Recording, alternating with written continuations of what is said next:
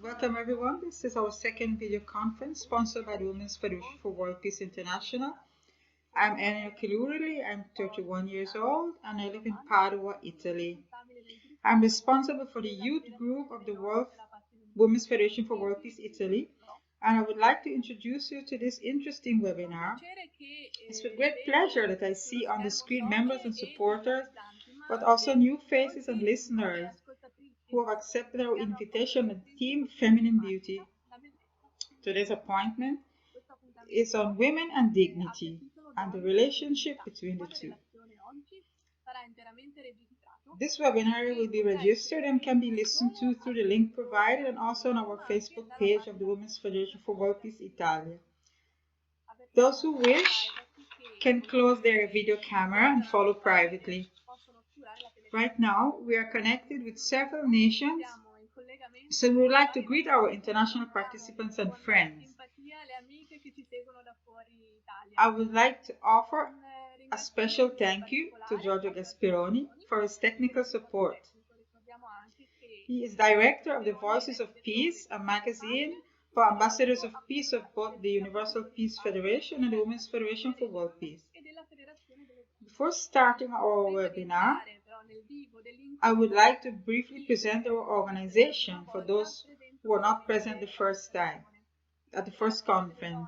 It was founded in 1992 in South Korea by Dr. Hak Jae-han Moon and soon became a worldwide recognized organization. It was granted General Consultative status by the United Nations on the Economic and Social Council in 1997. It promotes women as an essential partner in building a society of peace, respect, and solidarity. It is present all over the world and carries out activities in education, humanitarian services, defense of human rights, and reconciliation. It's present in Italy, in Rome, Bergamo, Turin, Padua, and activities carried out all over Italy. Okay, I will soon pass the message to the phone to Maria Gabriella Mieli, who's our Vice President in Italy. And then after to our main speaker, Dr. Gibi. I would like to remind our international participants that they can follow the translation in English language by our interpreter. At the end of the speech, there will be a moment for questions and answers. So please write your questions on the chat, where you will also find some useful information.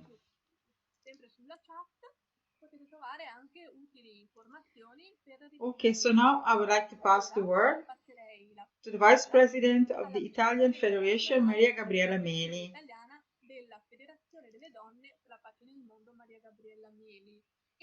She has been a member of the Women's Federation for World Peace since its founding in 1992. And she has been responsible for international relations in Italy since 1997. From 2002 to 2012, she was president of the Women's Federation in Italy, and now she's vice president and is responsible for the local chapters in the city of Turin in Piedmont, Italy. Okay, I'd like to pass the word to Maria Gabriella Mieli. Thank you, Elena. Good evening, everyone. And thank you for deciding to follow our webinar on the theme Women and Dignity. Okay, I've decided to divide my presentation in 3 parts, starting from a brief introduction on an international document, and then connect the word of the Women's Federation Europe, and concluding with phrases from some important people past and present about dignity.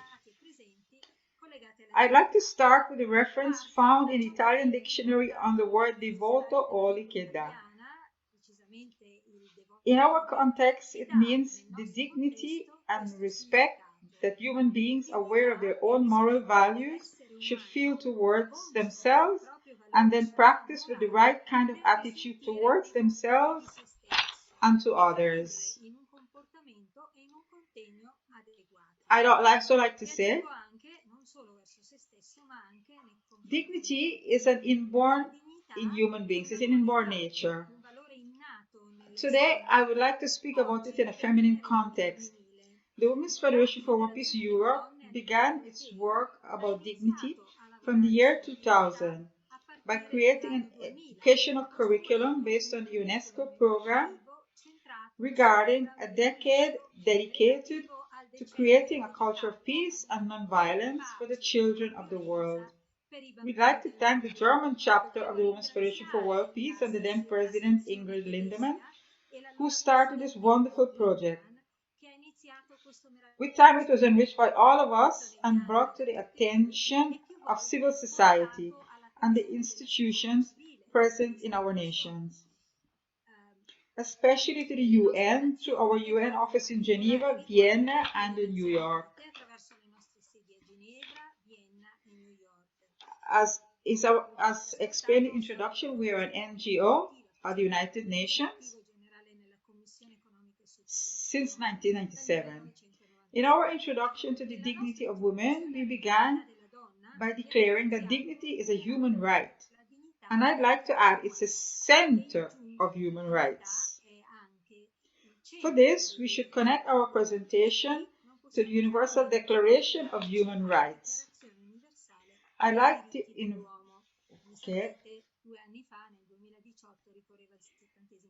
invite you to read the story of how the documents of the human rights were written and then formulated to create the Universal Declaration of Human Rights.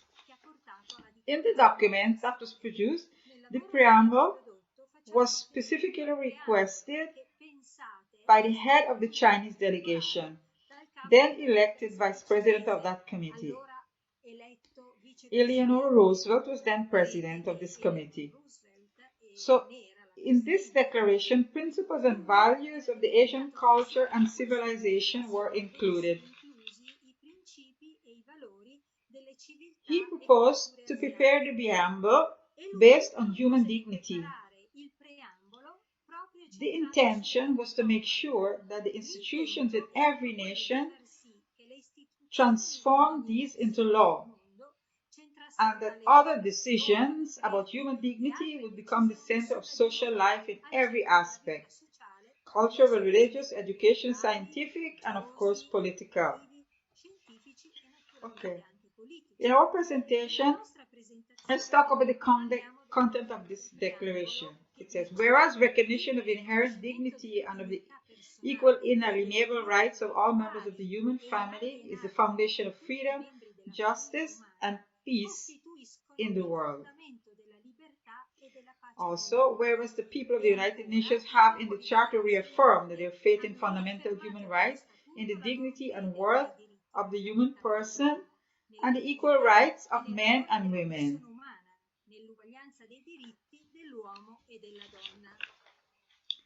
Okay.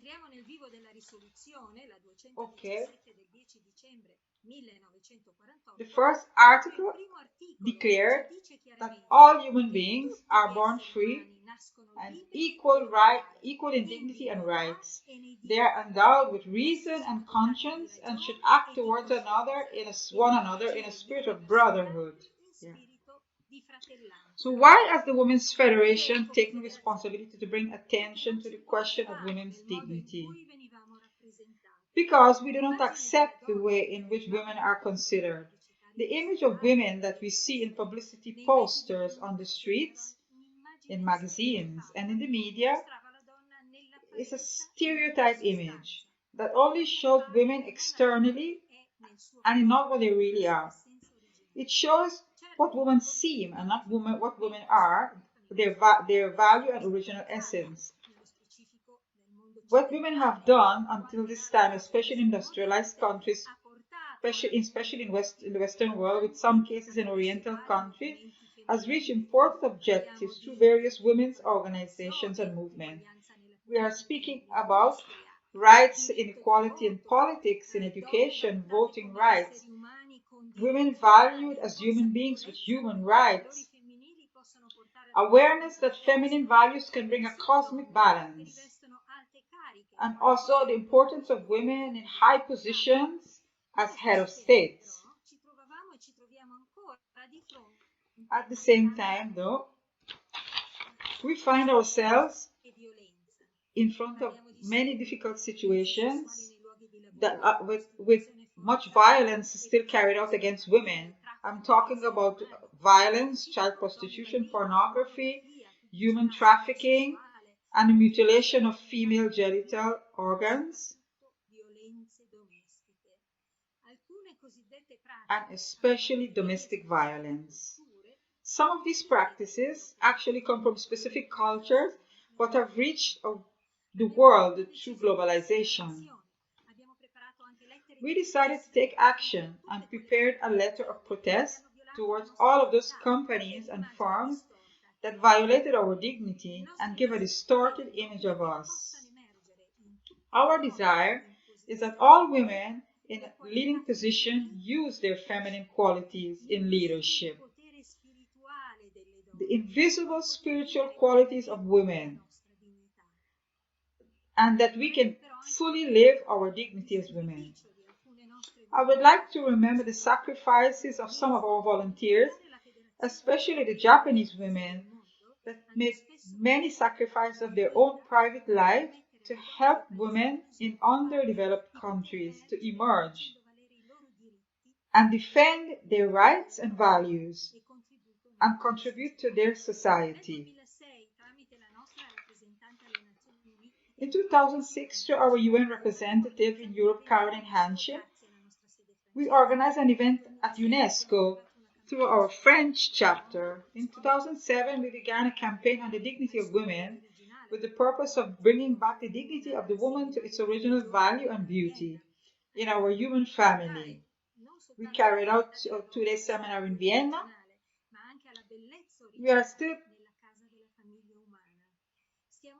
It's very important also to bring out the original beauty of woman.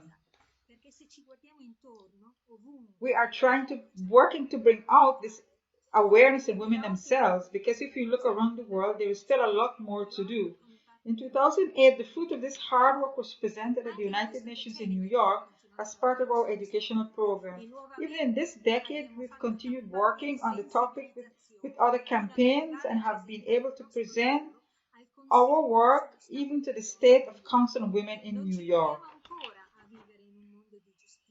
We are still not living in a world of justice and peace, and there is still inequality and violence done on women. Where does our original value come from? For who created us, from God who created us, the supreme source, or whatever name we would like to call him in our faith. All sacred texts refer to the original value of human beings, to our identity as children of God. So therefore, our identity is sacred and divine. In this time, we are called by our conscience to search inside ourselves for this precious gift.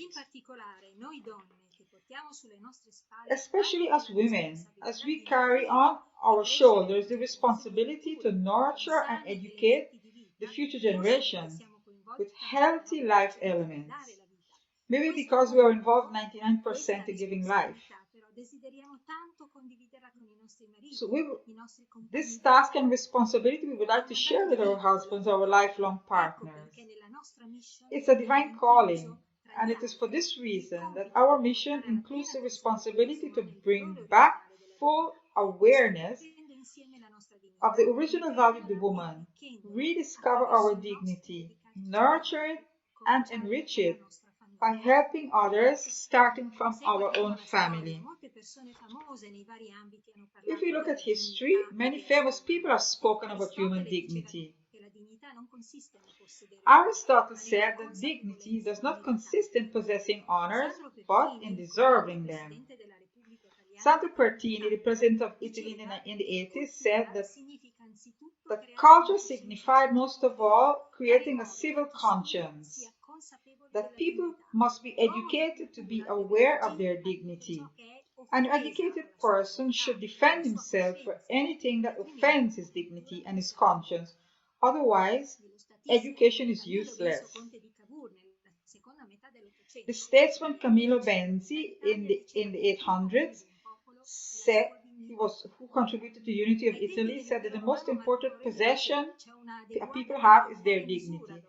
Also, the Roman Emperor Marco Aurelio said that dignity must be applied in doing our daily activities. This work that we have prepared on women's dignity was also done regarding a very important treaty, the Treaty of Mirandola, that came from a Renaissance philosopher. The name, the home is Dignité. Pope Francis, on 2 occasions, spoke about dignity, yeah, and said that dignity is our precious ally in building. Dignity is important in building a pacific coexistence between peoples and in taking care of the creation. These are the words of Pope Francis. He said, if I offend someone else's dignity, as you know, the Women's Federation for World Peace began in 1992, founded by Dr. Hak Jahan Moon, called Mother of Peace in many countries of the world. In her autobiography, she speaks about the beginning of a movement for women that began since her marriage to Dr. Sun Myung Moon in 1960. Her husband was co-founder of the Women's Federation. She speaks about the hard work of the Korean missionaries who worked for 3 years, sacrificing their lives. Yeah. She spoke about the realization of the value of the woman through the Women's Federation for World Peace in Korea at a time in which equality was only something written on paper. She shared with all of us how her husband, Dr. Moon, before they were leaving from Moscow in 1990, confirmed her equal contribution to the hard work for peace and resolution of conflict that they have done at all levels around the world. The United Nations Declaration on Women's Contribution says, only as men and women together in equality and partnership can we overcome the difficulties, silence, and desperation, and secure the understanding, political will, creative thinking, and concrete activities which are necessary for a global transition from a culture of violence to a culture of peace. Mother Moon, Mother Moon for us is a living example of this declaration. She encourages us to go forward on this road that is so difficult, this road that we've taken on. There is still much to do. And as she said, everything is well. She's encouraged us all through our activities in the Rally of Hope. And there is hope for the future, and many more results will come through our work as women with our original dignity. This is something that she has demonstrated to us through her guidance. Thank you. I'd like to pass the word to Elena. Thank you, Maria Gabriella Mieli, for your very interesting presentation about the vision and the work of the Women's Federation on the theme of dignity. I would like to remind those interested that the local chapter in Padua, Italy is organizing on Sunday the 11th an event in the largest square of the city to support and collect funds for the UN International Day of the Girl Child.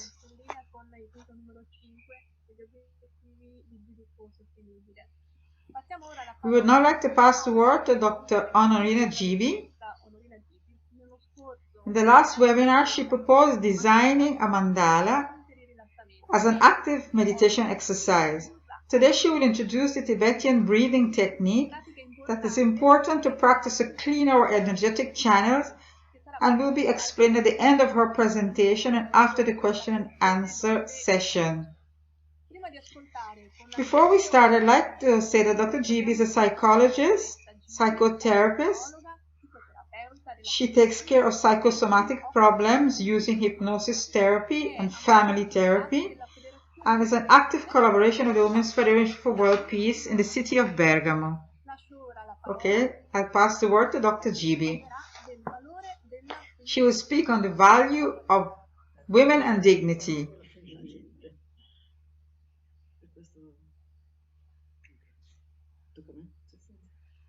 Good evening, everyone. This evening we're talking about dignity, but to talk about dignity, we have to see how dignity begins in a person, but especially understand that dignity and self-esteem speak the same language. So we will speak about self-esteem too,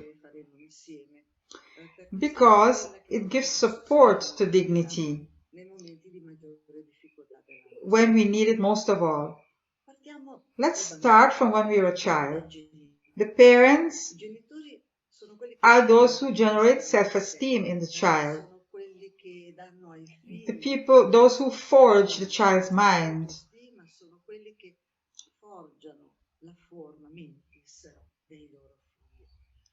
So if we speak of the benevolent parent, it's a parent who helps the child to develop self-esteem and dignity. We are talking about the parents who always uses a kind voice, is always attentive to the child, that considers the child, that listens to the child, who will never say wait because I'm busy, or don't just pretend to listen, that can create sympathy with their child, or will understand the child. If a parent like this will encourage the child and help him with his difficulties and support him, support the child's experience, especially using generosity of time in helping their child. This should be generosity, especially with time, because this will help a positive transformation in the child, especially in the development of the neurons of the brain, which will help the child to mature their personality, become a serene and calm person, and slowly grow to become an adolescent, and then in a young adult, knowing that they are a person, a unique person, with a balanced personality. This is the parent's role.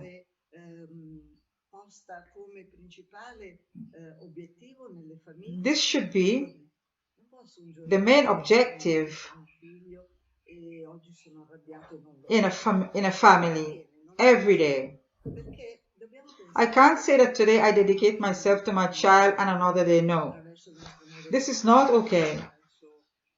Because we have to think that today we cannot do this. We have to think that the emotions we induce in the child through our attitude and the way we relate to them. We have to think of these emotions. We interfere with their genetic information. These essential information will change areas that we thought were not possible to change or to modify. Information that will normally give a sense of well-being to a child and might, in a negative sense, give unhappiness. If a child does not have a family of this type and has to always be on the defensive against constant judgment and criticism, the child will start to think that they are not able. They will think maybe my teachers and parents are not happy about me. Maybe I have to do more. So what emotions will this child feel and express? These emotions will be fear, discomfort, worry about doing well. All this block of negative emotions will damage his self-esteem. We can think or say, okay, this person had a difficult childhood, but with time they will overcome it. But let's see another point. Experiences and self-awareness are connected, and even as an adult, sometimes we can remember the painful experiences And when we remember them, then we do so feeling all of the emotional experiences that we had in the past. Anxiety, stress, fear, boredom. And these things weaken our self-esteem in the adult. If we have a low self-esteem, we look down on ourselves and we think we have no right to be respected. We cannot ask to be respected with dignity. So we allow others to dominate us. So infantile trauma and psychological pain damage our awareness and our value. So what can we do about this? We have to try to increase our self-esteem. It's a fundamental need.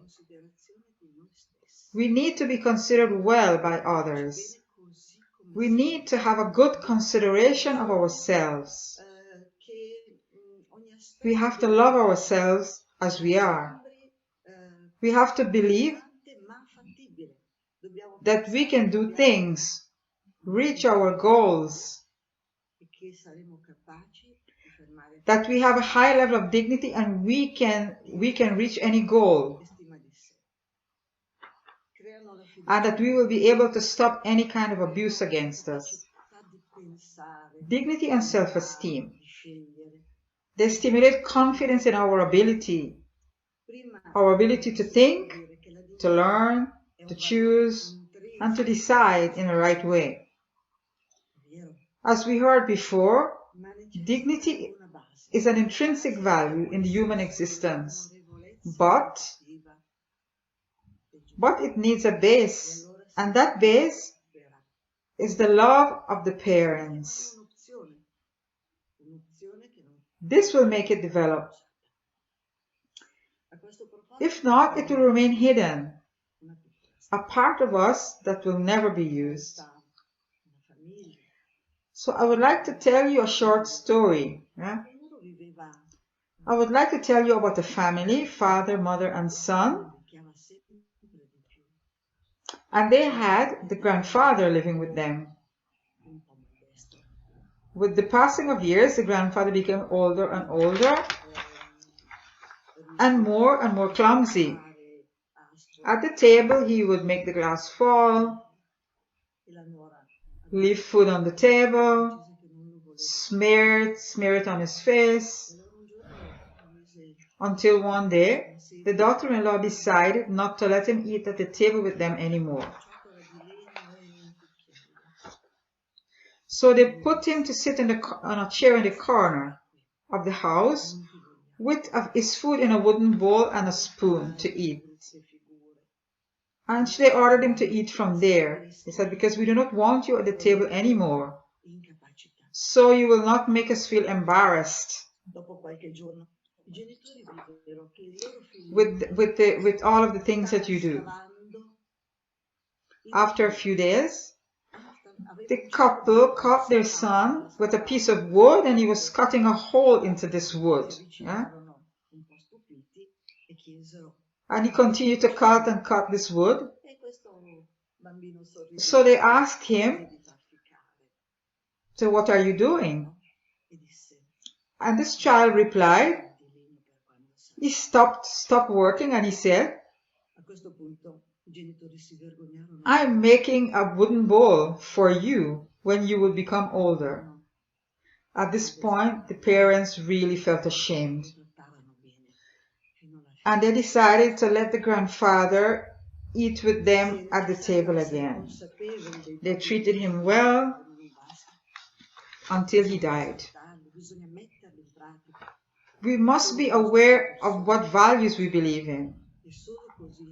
But it's not enough. We must respect and practice them. Only in this way we can become dignified people and be an example for our own children.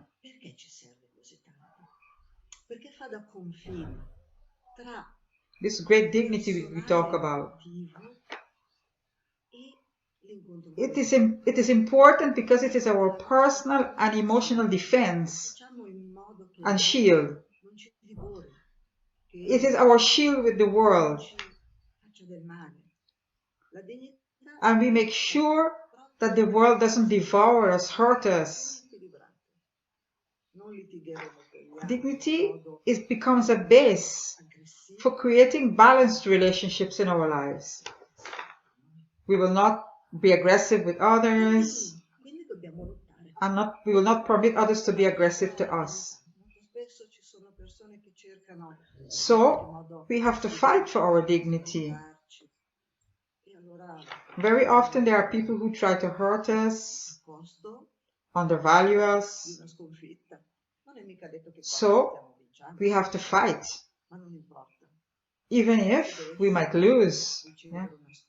We will not always win, but that's not important, because even if we lose or we are defeated, it means that we have tried to protect our dignity and our integrity. This means a lot, because our value comes from integrity. And even if we don't always win, at least we have been courageous. This is very important. Relationships don't always go well, and sometimes our relationships are conflicting. We experience the pain of refusal, disappointment, abandonment. Or we might have a job in which our rights are violated. All of these experiences can damage our self-esteem that support our dignity. Yeah, they can really damage our dignity because we are not invulnerable.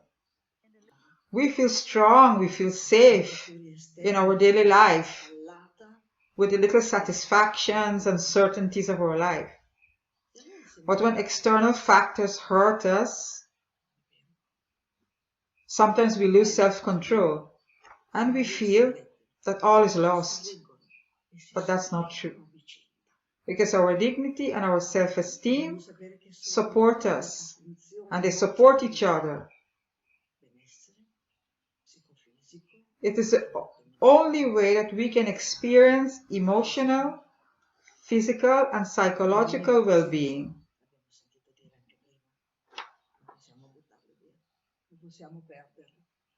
They are precious things, and we cannot throw them away or lose them. So after a bad fall or experience, we can stand up tall and start living again. With courage and self-esteem, and we can stand tall in the world. Eleanor Roosevelt said, "No one can make you feel inferior without your own consent." So let's not permit anyone to do it. So let's not talk about ourselves negatively. Okay, so let's talk about us now, women in our time, modern women and their dignity.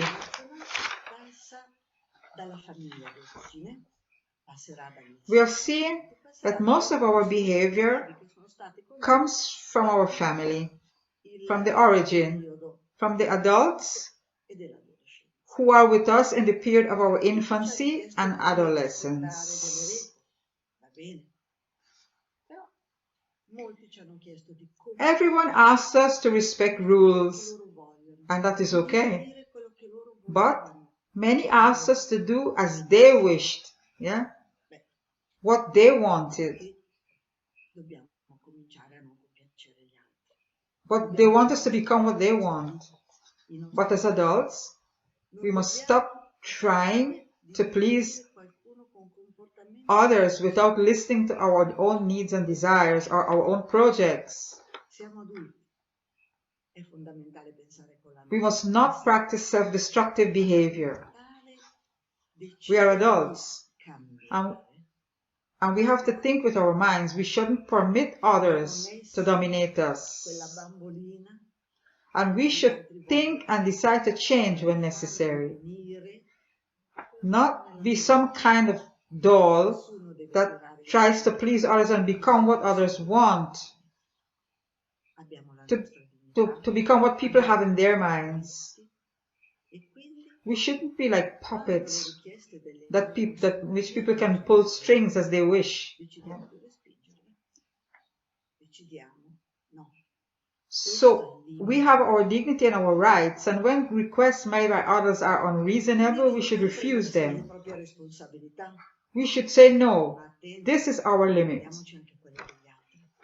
So dignity means taking responsibility, but we must be careful not to take the responsibility of others. We shouldn't put the needs of ours before our own. It's not good for us. We are responsible for the minors in our care,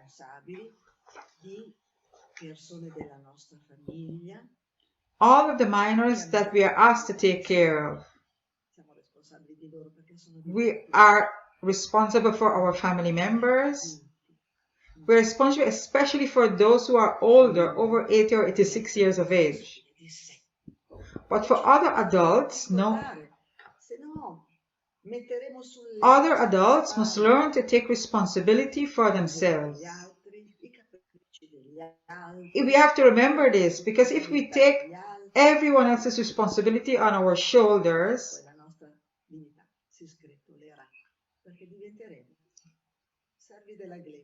what will happen to us? Our dignity will crumble, because we become just servants to others.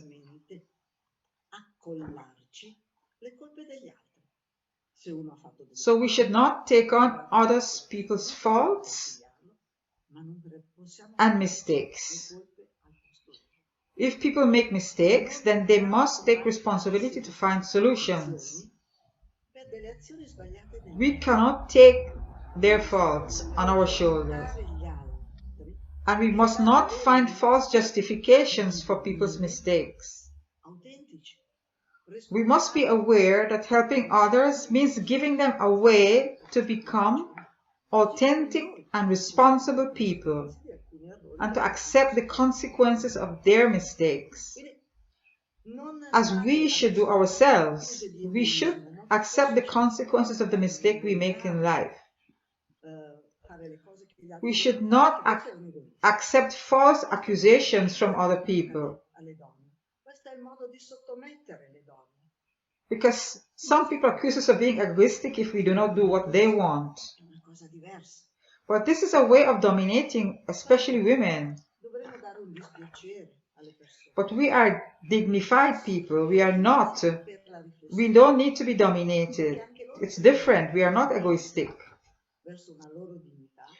Sometimes we have to displease someone for their own good. Give them a little amount of suffering to make them reflect, so they can find their way to developing their own dignity, find a way to become better people.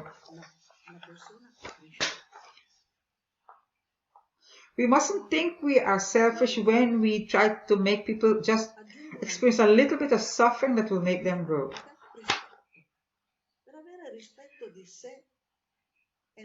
I would like to add another word: respect. To gain respect, it's important that we overcome 3 challenges in our lives, especially women of today. This is very different from women of 3 or 4 generations ago. The first, we have to earn an income, earn a living. It's very important. Not having a personal income is like not being free.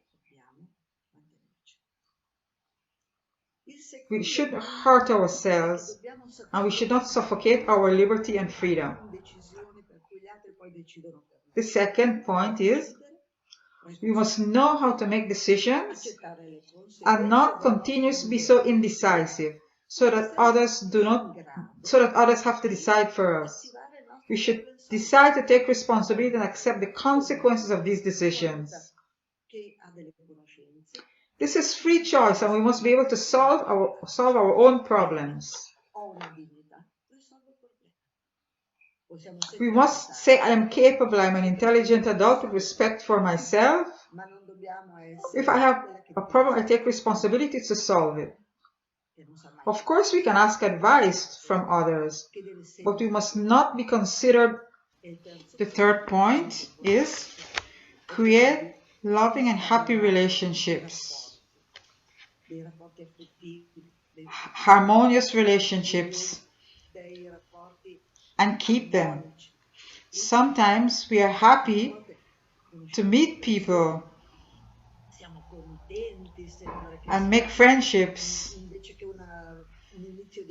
and then we forget them. We forget that we have to invest, water our relationships as we would do a plant. Not too much water or not too little water. If not, it will become dry. Slowly, we have to find a way, a rhythm in which we take care of our relationships. To be affectionate, must be affectionate, hospitable, and kind. For women, it's very important to have a group of friends. For men too. But this evening we're speaking about women. So, what happens if we have a dignified self-esteem? In these times of COVID, a dignified self-esteem is the only thing that functions as the immunity system of the spirit. We're talking about a lot of things doing a lot of things to keep healthy these days. Yeah, a dignified self-esteem is the immunity system of our spirit. If we don't believe in ourselves, the world becomes a terrible place. Negativity starts to possess us, and we don't see the truth.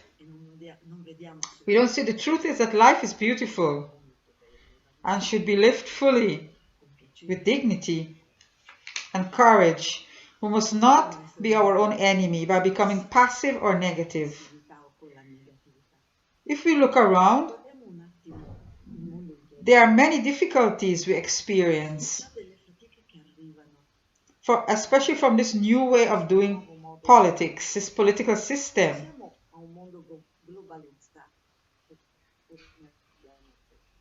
What is the globalized world doing?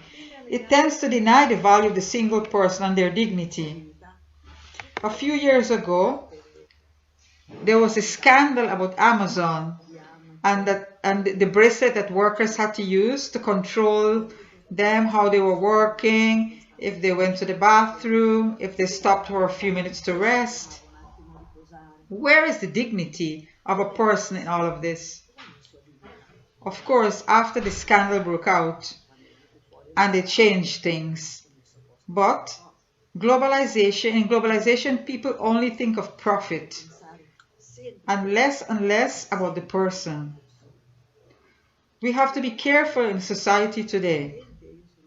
I am happy that your organization is doing so much for dignity, because society today is trying to deprive people of rights, of dignity, of privacy. They take everything we do or say, all our information, and it ends up in the hands of people we don't know. They're taking away too much of our liberty. They say they're doing it for our own good and treat us like stupid children, instead of treating us as intelligent citizens. So we must be careful of society today. I would like to talk about Aristotle. He said, dignity does not consist of possessing honors, but in deserving them. In our society, those who merit honors are us, women who work outside, in the home as housewives, as mothers, trying to educate their children, We have at least 3 jobs, and often we take care of the elderly, take care of our neighbors, take care of our friends. So, we deserve these honors. But they don't give it, if they don't give it to us, it's not important. It's important for us to know that we deserve them. Because if we were aware of this, we see ourselves in a different way. We know we are leaving an important footprint in this life. You remember about the 5th of May, about Napoleon. Napoleon's footprint. We have our footprint. Our footprint of solidarity, ability, our internal strength to do at least 3 jobs every day with a smile on our lips. This is what I would like the world to understand. So let's remember our value, our strength. And when we hesitate and ask ourselves, is this life painful or happy? It's not important. Let us make it happy ourselves. The first thing is our dignity to exist. I am happy because I can breathe, and we will do a breathing exercise later on. Yeah.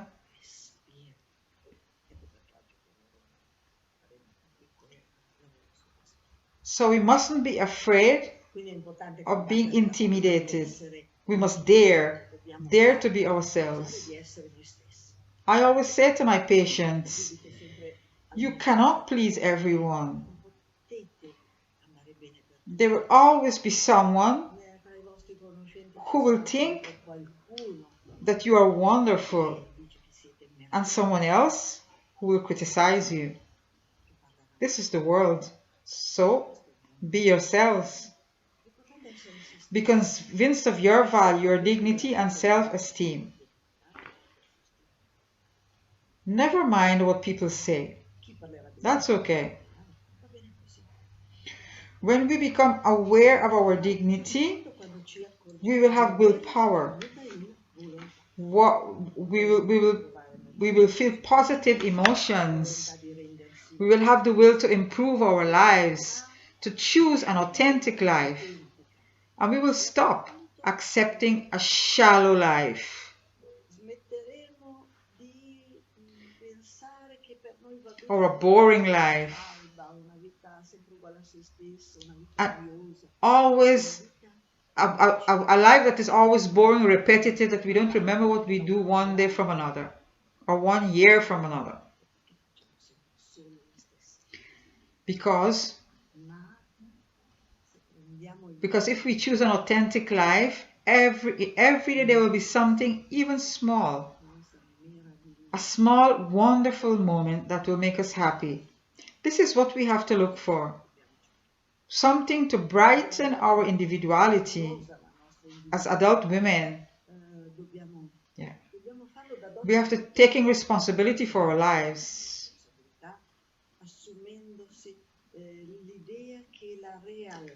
We must color our days with our experiences.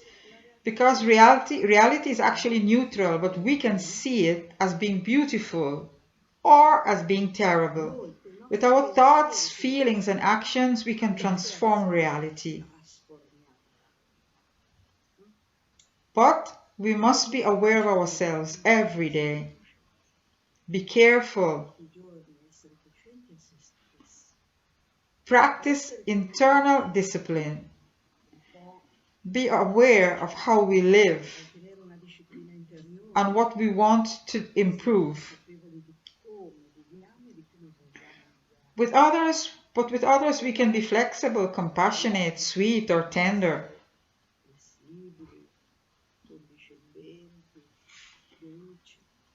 Because no one must use our goodness to hurt us.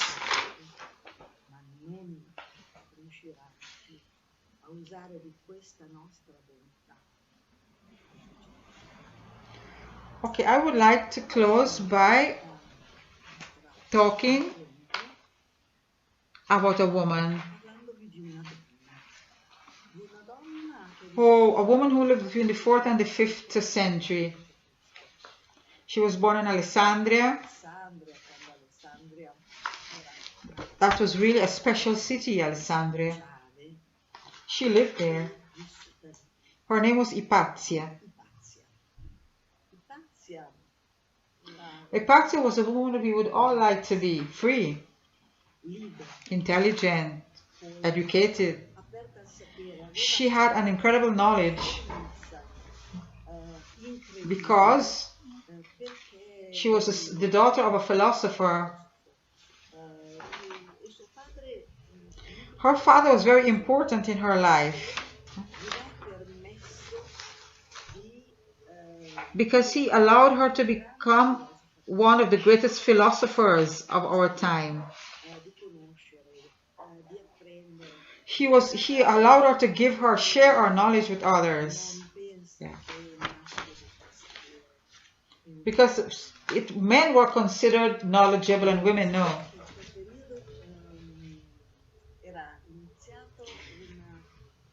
In that period, a very dark period started for the Christian church.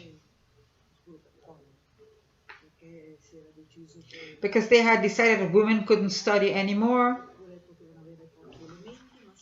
and that women could not study philosophy. But Hypatia had incredible knowledge. She was a progressive person. She spoke about equality, about dignity, about equal rights for everyone. She asked for that everyone have the same opportunity to study. Of course,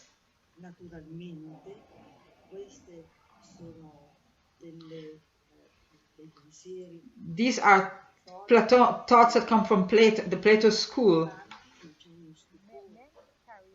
that were very popular in the city of Alexandria. And she remained single all her life because she only dedicated herself to philosophy and study. In that period, Alexandria was under the Roman Empire.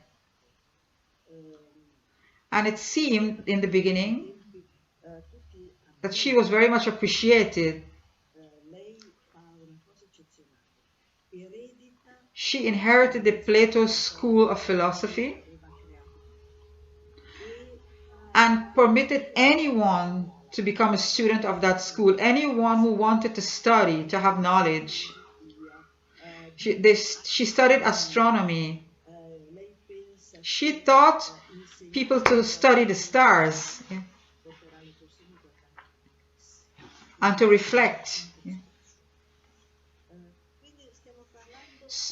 So we are talking about a bright and incredible woman.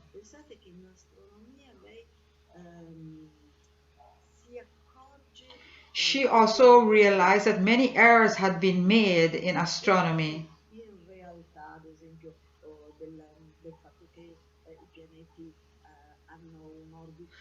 And she studied the orbit of the planets. And she had many intuitions.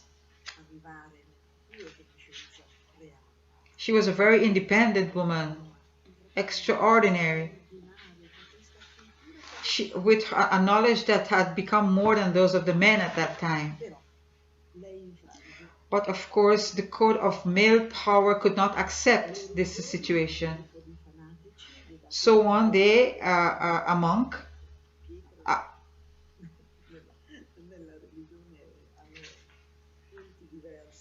a group of monks, they captured her and killed her. She had a terrible death.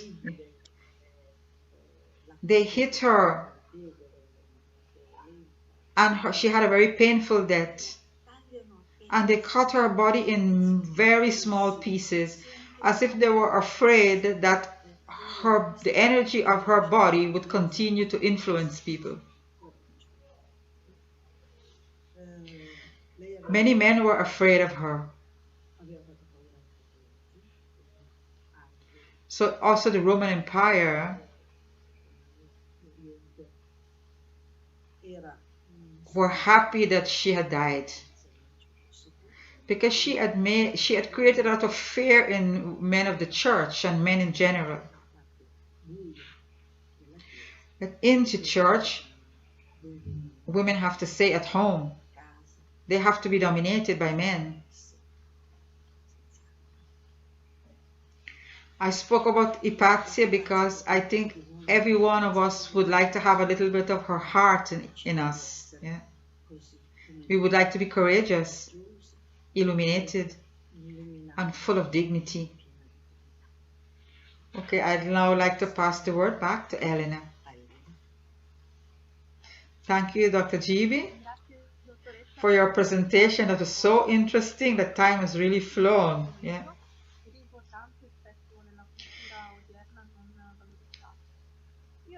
I would like to remind everyone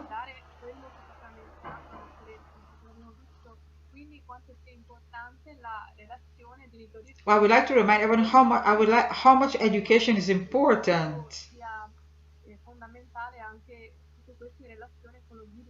And all of these presentations are so important for the development of our life. Yeah. Connecting to Dr. Gibi's word, I like to remember here in Padua, Lucrezia Fornaro, who was the first woman to graduate from a university in the world.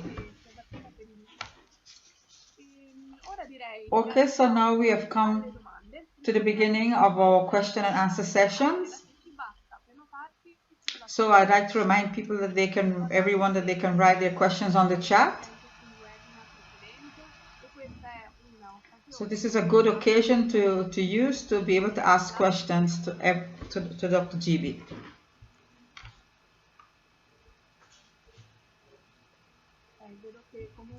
Okay, so I see some people are writing, so they are reflecting. I'd like to ask the first question to Dr. Gibi to break the ice.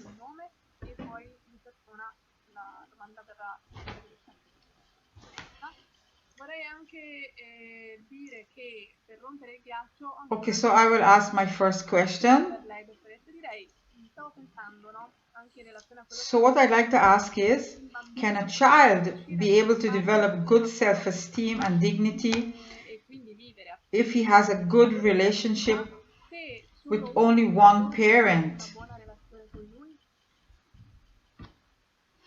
So we have to consider case by case.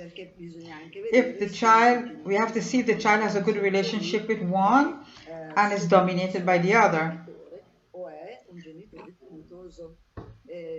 Because this is important. If he has a good relationship with one but is ridiculed and dominated, treated badly by the other,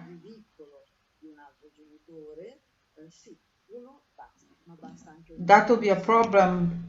One parent is enough, or even a teacher. It's important that an adult figure can help the child develop self-esteem and support them, encouraging them for what they do, and not only emphasize the wrong things. Yeah.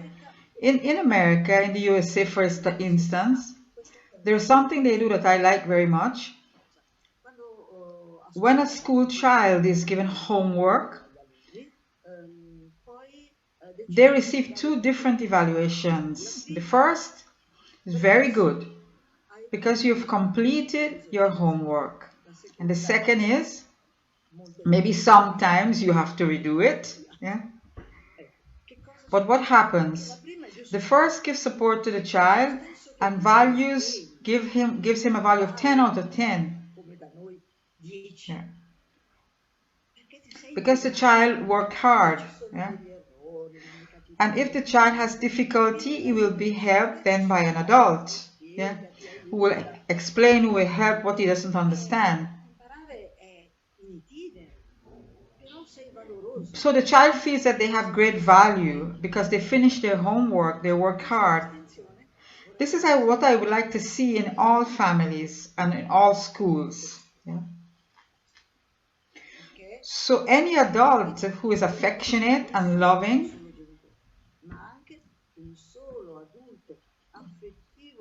can give, a competent adult can give support to a child even when they make mistakes. They can say, okay, you make mistakes, but you have done well. Maybe if you read a homework, maybe the first 2 lines will be okay, and maybe for the others you will need to have a lot of patience and goodwill in order to help the child.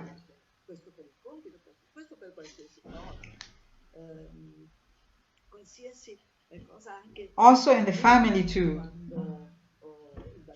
When you give a child, or if a child tries to help or they want to do something like a drawing or cleaning or writing and then cleaning the bike, yeah? You mustn't remind them that they've forgotten to do something. First, you must compliment them on what they can do and what they did, and then correct the difficulties later. So the child will become better and better. Okay, thank you, Dr. Gibi. I'd like to ask you another question.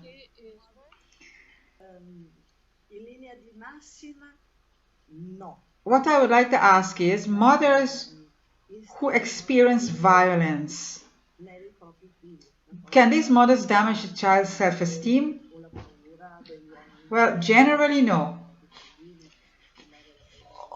Only unless if the parents instills fear in the child towards the other parent, or fear towards men in general for girls.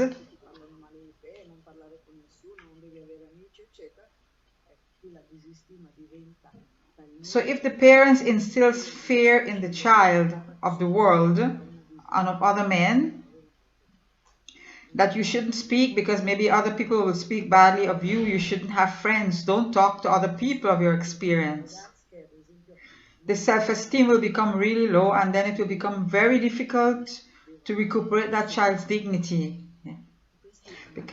So the child will think, okay, I'm worthless, so even if others treat me badly, that is okay. So some children are silent when they experience violence or bullyism, and so they do not speak, inside or outside the home. But we have to teach the child that they need an adult, that they should speak, because they can't do everything by themselves. So we should listen to the child. So if we do this, even a trauma experienced by the mother will not pass, she will not pass to the child. Okay, thank you for this explanation, Dr. Gibi. I think another question just arrived from Maria Piperes. So what you said about not taking responsibility for other people to resolve their problems, does that mean that a mother cannot help their adult child with their problems? Adult children are adult children for the government when they become 18. But sometimes adolescence continues. The children become real adults when they take responsibility for what they think, what they say, and what they do. When a child hasn't reached this maturity, we should give support to their self-esteem and to their dignity. It means they are fragile. They feel protected at home and are afraid of the world outside.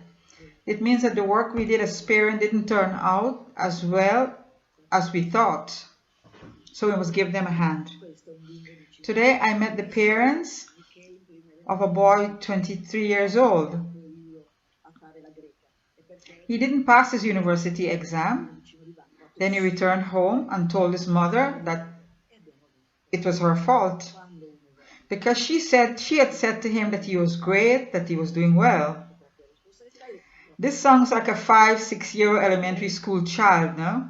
Who would say, okay, it's not my fault, maybe because my desk mate or my classmate did something. Yeah.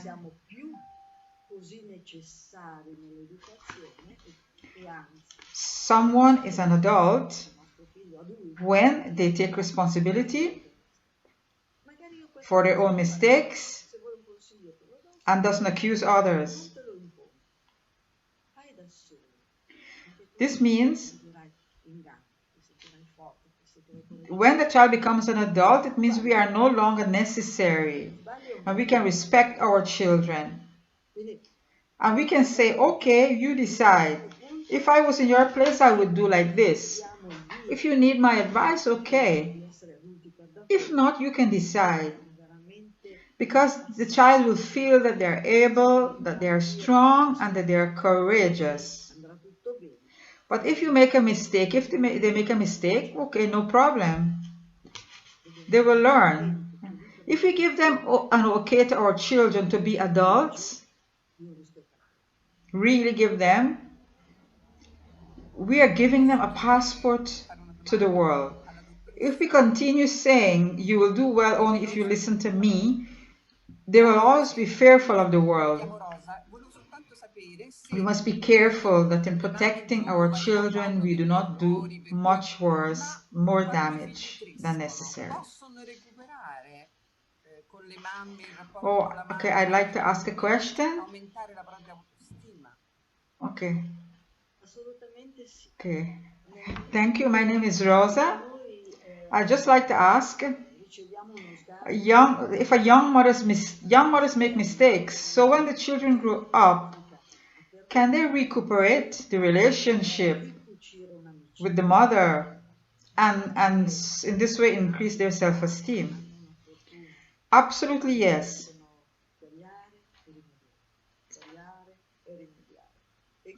When we feel betrayed by someone outside of the family, it's harder to recoup that friendship.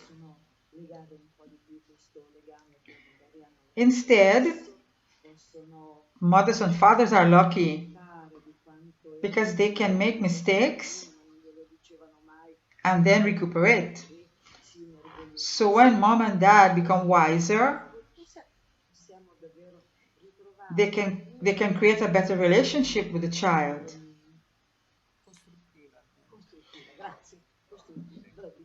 They can say to the child, okay, we were proud of you, but just that we didn't say it because maybe we were afraid that you might become a little too proud.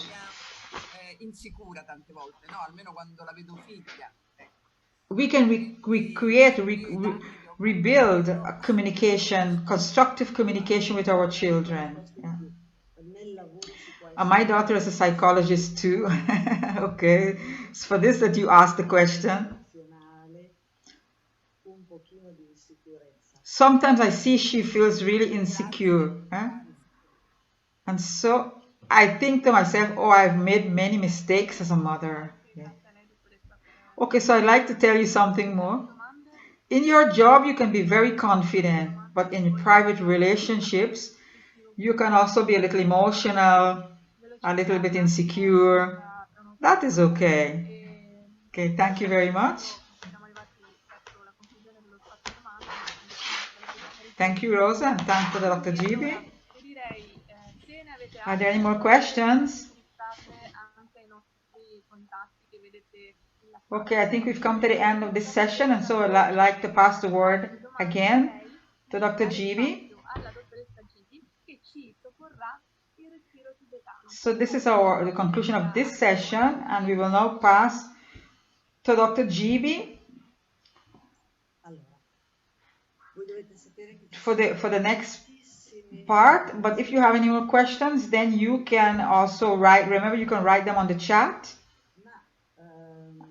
And so now we will pass on to the Tibetan breathing exercise that Dr. Gibi would like to teach us to benefit our mind and body. You must know that there are many types of meditation. as other, like other types of experiences too. Maybe many of you are more expert than me in meditation. Maybe you practice every day.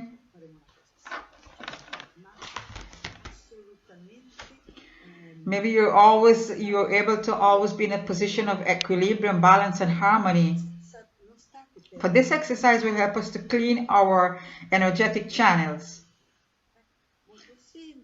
There are many different steps in doing this, but this evening we will be doing something very simple.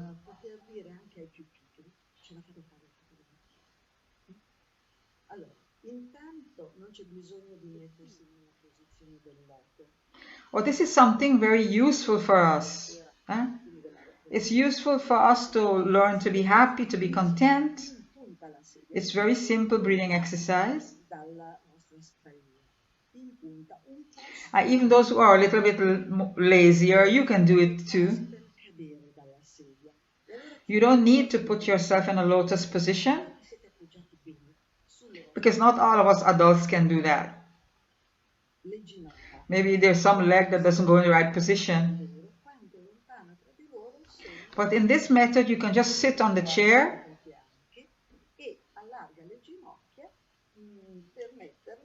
You have to sit at the edge of the chair.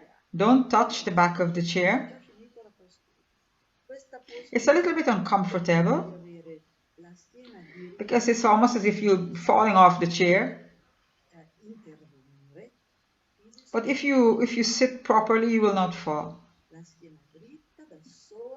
Your knees must be separate, a little distant from one from the other. So open your knees so that they can be in line with your ankles, okay, or with your hips. So this position helps you to keep your back straight. You don't have to think too much.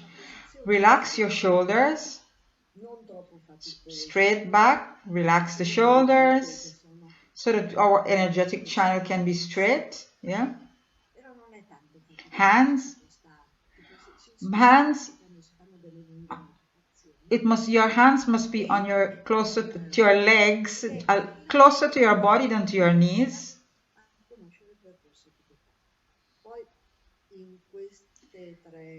So you can put them internally or externally or straight on your legs. It's important you are comfortable.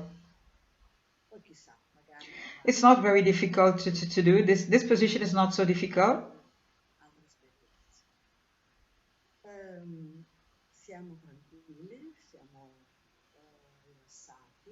You can use this position even for long meditations. Yeah.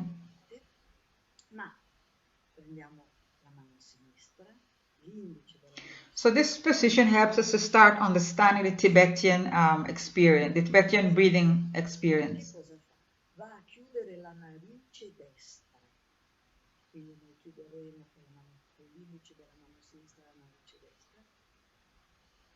Maybe in other times we will be able to share other experiences. Okay, we relaxed. We breathe normally. We take the left hand, use our index finger. I will do it, so you just watch me. Take the left finger. It closes the right side of your nose. So with the left index, you close the right side of the nose. We will inspire, we will breathe in, only with the other side, with the left side.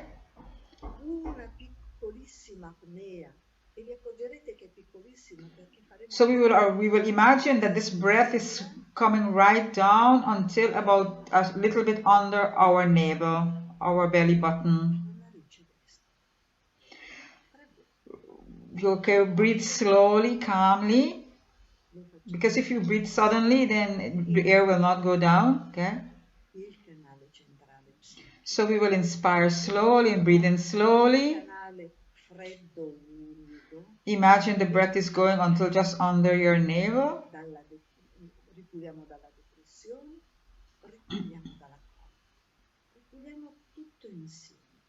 Then when we finish closing one side, we will close the other, breathing in. Okay? We will do it 3 times on each side. We do it all together. And we will clean our energetic channels. We will clean this channel which is cold and damp. We will clean it from depression, from anger. Okay. With this exercise, this is just a base exercise. Okay, at home maybe you can do it with your eyes closed other times. Right now you can just watch me so you can see. Keep breathing in the same way, okay? And when you do it by yourself, you do depending on the time, how much time you have, yeah?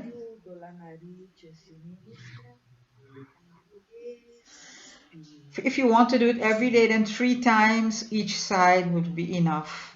But you can do it maybe 10 times a day or as many times as you would like. Okay? Okay, let's start with the left side. Left index finger, we close the right nose. Breathe in.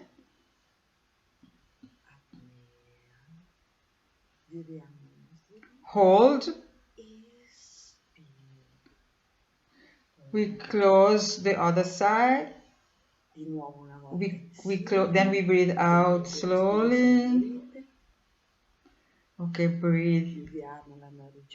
Okay, breathe normally 1 or 2 times and start again.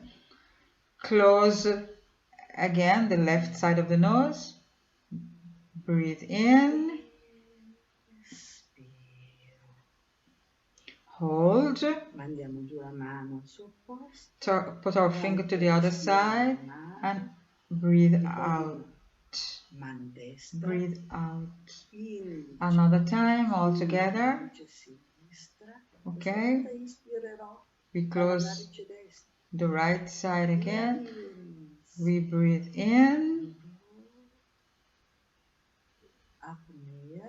Hold. We pass to the other side and breathe out. We put our hands in down, okay? And then we start again. With the right, you close the left side of your nose. So this time I breathe in again. Okay, breathe in. Hold. Pass my finger to the other side and breathe out. Okay, breathe 2 times normally. And then I restart again. Okay, I breathe in. Hold. Breathe out. Last time. Okay, I start again. Okay. Breathe in. Hold. Breathe out. And then I put my hands down again to my legs. We did it 3 times and then 3 times for the first time. You do it this way. In this time I told you to breathe 1 or 2 times in between.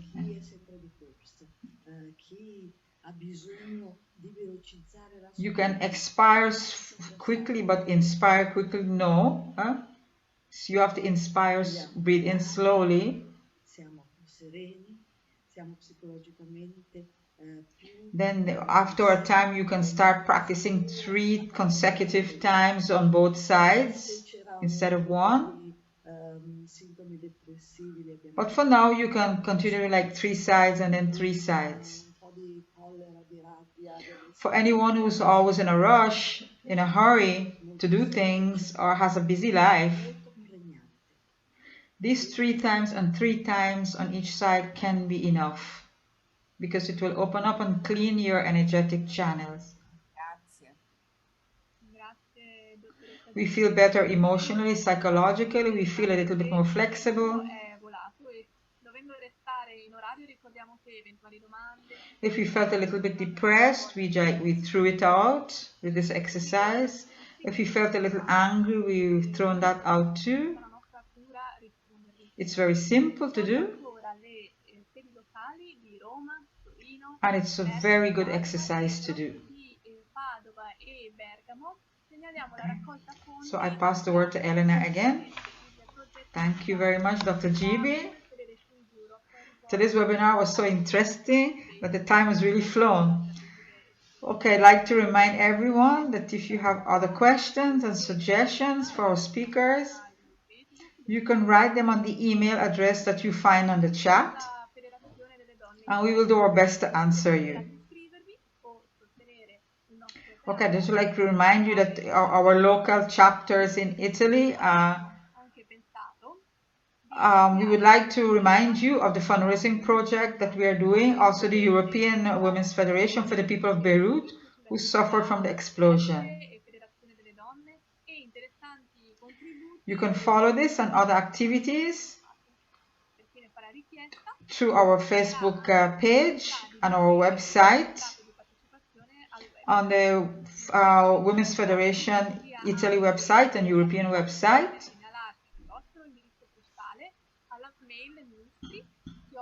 We also thought that for those who are interested, you can receive a free copy of the magazine Voices of Peace, where you can find many more information to our activities and articles written by the Ambassador of Peace of the Universal Peace Federation and the Women's Federation.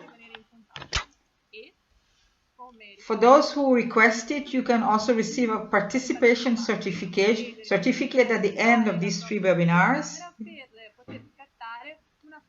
You just need to send us your home address, and or you can send a mail through our email nistri@fwp.it. This email you will find on the chat.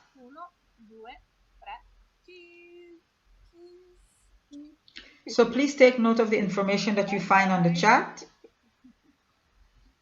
Bye everyone. I would like to ask everyone who participated in this second webinar to please open your video camera for a photo all together.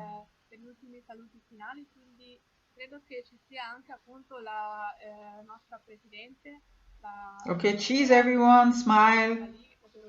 1, 2, 3, cheese. Okay. Grazie a tutti, sì, veramente è stato un ottimo seminario anche questo, molto costruttivo. Okay. Grazie a bye bye. Elena, abbiamo scoperto veramente tutte le tue qualità, è stato veramente Okay, thank you very much everyone. Questa sessione. Okay, so we'd like to say we've now come to the end of today's webinar. Grazie anche per le ospiti. And so I would like to ask the Italian President of the Women's Federation, Elisabetta Cali, if she would like to say a few words.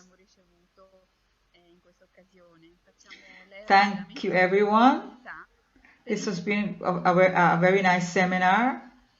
I'd like to thank Elena, who just discovered all of her qualities. She was great in the way she presented this event. Yeah. Thank you, Dr. Gibi, Gabriella Mieli, for all of the rich content that was put on this webinar. So let's try to put into practice all of the things that we learned today, so we can give importance to our dignity, and also to help others to find their dignity, so that we can understand our own identity and learn to live and listen to our dignity and also respect those of others. So in this way we can create a balance, equilibrium, and create a society in which everyone can find their space and their value without invading that of others. So thank you again, everyone. organizzato l'evento. Thank you, everyone, for the success of this webinar. Stiamo programmando i prossimi eventi e ricordiamo So it was a great success. The first webinar was a great success. We saw that from our Facebook page.